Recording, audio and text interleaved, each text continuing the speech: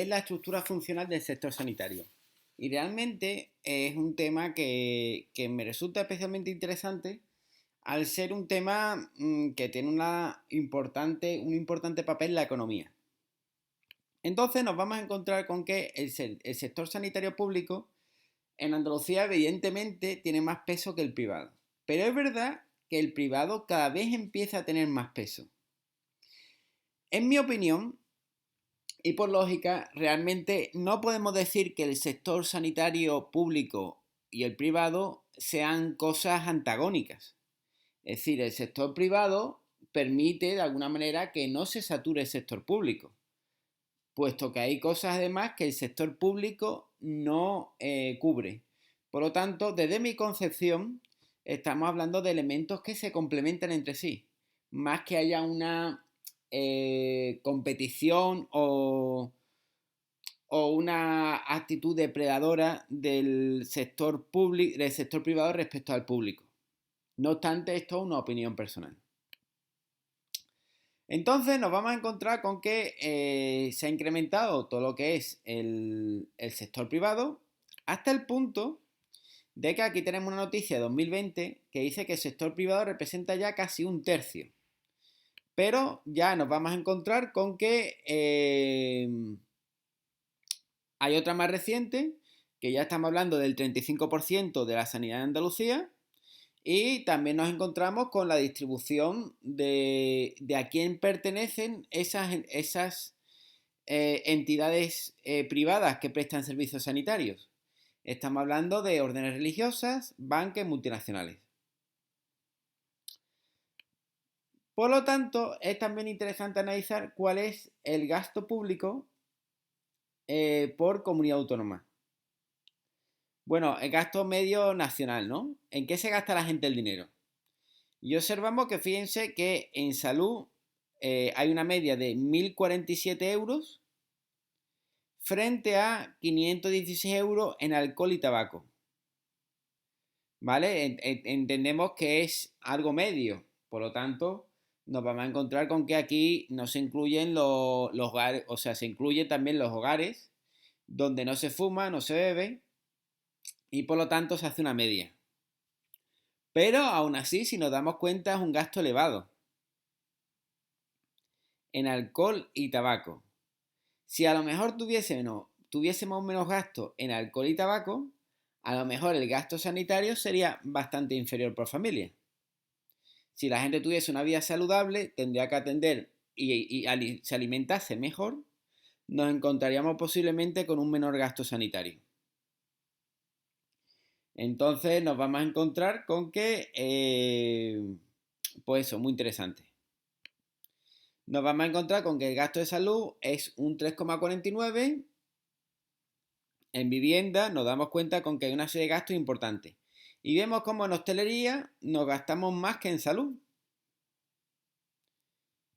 Y yo supongo que como soy un fanático en salud, pues yo le daría un poquito más de peso al tema de la salud. Vale. Entonces, esto lo hemos visto. Sería ante la nacional y ahora estamos hablando en Andalucía. En Andalucía invertimos 207,44 euros en alcohol y tabaco, ¿vale? Y 420,97 en salud. O sea, el doble en salud, más o menos, y la mitad de tabaco y alcohol. Y después en vestirnos también invertimos un montón de dinero. Bueno, aquí podríamos hablar de las cosas que son necesarias e innecesarias, pero no nos vamos a ir con filosofía. Entonces, en Andalucía, bueno, en Andalucía más o menos la tendencia es la misma. Esta era... Ah, no, es que esta es la misma. Está repetida, vale. Entonces, aquí también es interesante ver cuáles son los seguros privados que se llevan el pastel, ¿no? Y entonces nos vamos a encontrar primero con una Desla, Sanita, Asisa y DKV. Y también nos interesa conocer, si estamos analizando el sector andaluz, también nos interesa analizar cuál es la situación de esas personas que trabajan con seguros privados. Y nos vamos a encontrar con que realmente nos encontramos con que no es muy satisfactoria. Es decir, esta es una noticia de 2021, hay varias noticias en este sentido, y hacen referencia a que realmente los precios, lo que se le paga al médico por su servicio, por paciente, iba a decir cliente, pero vamos a llamarlo paciente, pues realmente es irrisorio. Es decir, vamos a verlo por aquí. Por ejemplo, hay una práctica de Sanitas. Sanitas, recordemos que es la segunda. Y dice, si durante 2 meses un paciente tiene que acudir en más de 2 ocasiones al médico a la tercera visita, debe atenderlo de manera gratuita. Es decir, aquí hay un ejemplo de una clínica de Millennium de Madrid de Sanitas que dice, nos pagan 15 euros por la primera visita, 7 por la segunda y nada a partir de la tercera, si es en menos de 2 meses. Es decir, ¿qué estamos contemplando aquí? Estamos contemplando que, hombre, teniendo en cuenta lo dura que es la carrera de sanidad, en los años que implican el esfuerzo, etcétera, debería recompensarse mejor a los profesionales. Además, voy a poner un ejemplo que imagínate que yo soy médico y me encuentro con que me entra un paciente y una aseguradora de una, vamos a llamarlo, de una empresa A me da 50 euros por ese paciente. Y otra aseguradora me da 8 euros.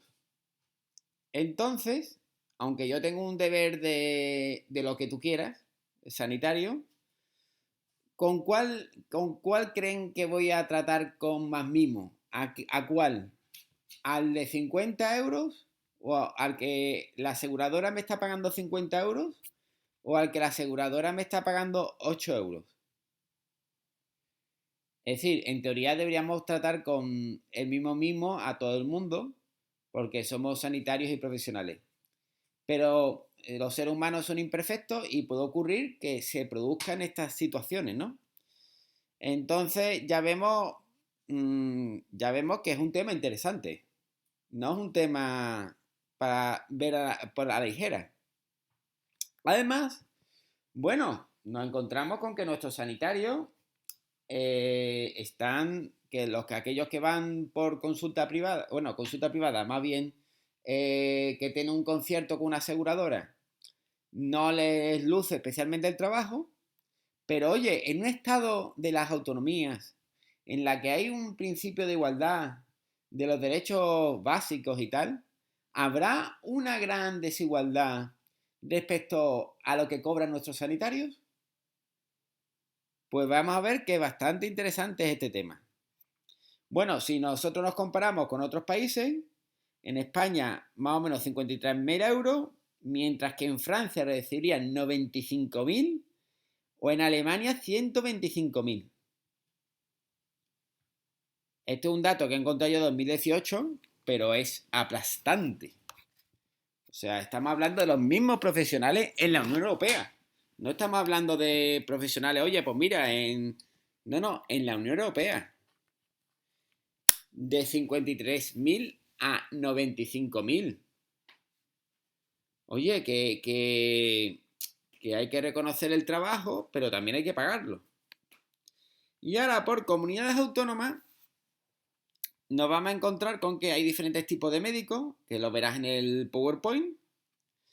Y fíjate tú que vamos a centrarnos en el neto, que entre el que cobra más y el que cobra menos, en función de la comunidad autónoma, puede haber, a ver, por ejemplo, mira, en Ceuta y Melilla, a lo mejor por el complemento de residencia. Pero fíjate que en País Vasco tú puedes recibir 2.831 siendo médico 1, pero en Andalucía recibirías 1.916 euros. Oye, pues un dinero, ¿eh? No es una diferencia de 50 euros para ir para abajo.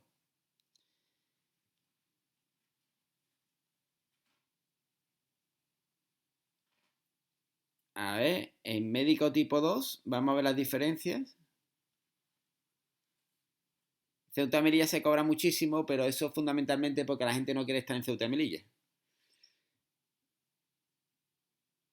A ver, aquí no hay tanta diferencia entre el médico 1. A ver, ¿cuántas médicas hay? Máximo de España y tal. Aquí nos encontramos con que puede haber una diferencia entre el mínimo y el máximo de 500 euros. Oye, pues 500 euros. 464 y 530. Oye, pues 500 euros al mes se nota eso, ¿eh? No es una diferencia baja.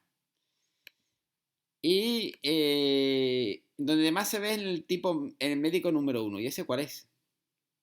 Los interinos, los eventuales sustitutos. Ahí es donde hay más diferencia. Bueno, pues sin duda muy interesante.